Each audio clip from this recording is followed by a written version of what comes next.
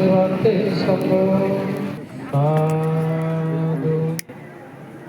সাধু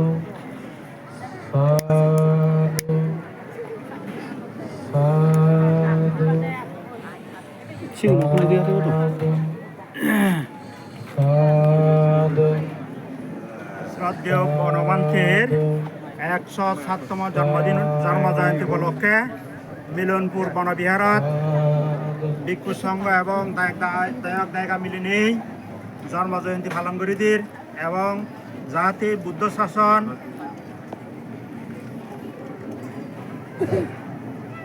শ্রদ্ধেয় বনবান্তের এই সাংমাজত জন্মায়নে হয় সেই সাংমাজত উৎপত্তি করে তুলি সে দিনত এই সময়ত 2008 সালত জন্ম নিয়েছি সেই জন্ম নিজেৰে নিলে ডাঙৰ দীঘলৈ প্ৰগত জীৱন লৈ বুদ্ধৰ শাসনত নামতে তাৰ মানে জিঙাৰী নামতে সাৰ্থকতা কৰি পৰিনিৰ্বাচিত হৈছে গৈ সেই পৰিনিৰ্বাচিত মহান পুৰুষ উদ্দেশ্য কৰি এই যে অরণ্য অঞ্চল সাগালাত গড়া তাইওয়ান দিবান তারপরে এমএন লোহিত তারপরে মিলনপুর রত্নপুর দুলভপুর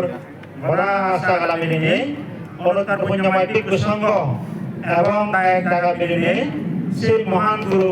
শ্রদ্ধেয় বনবান্তের সেই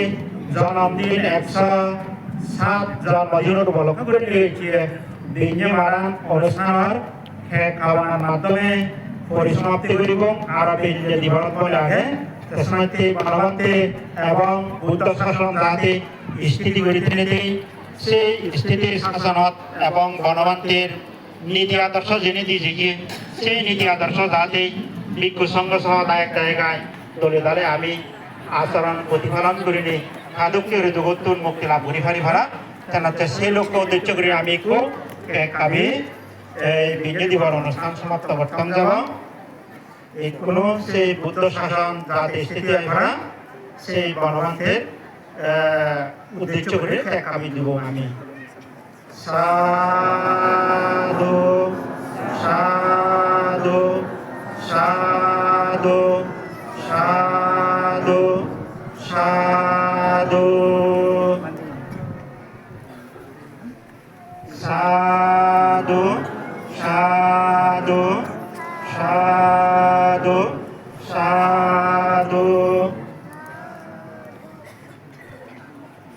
ঠিক আছে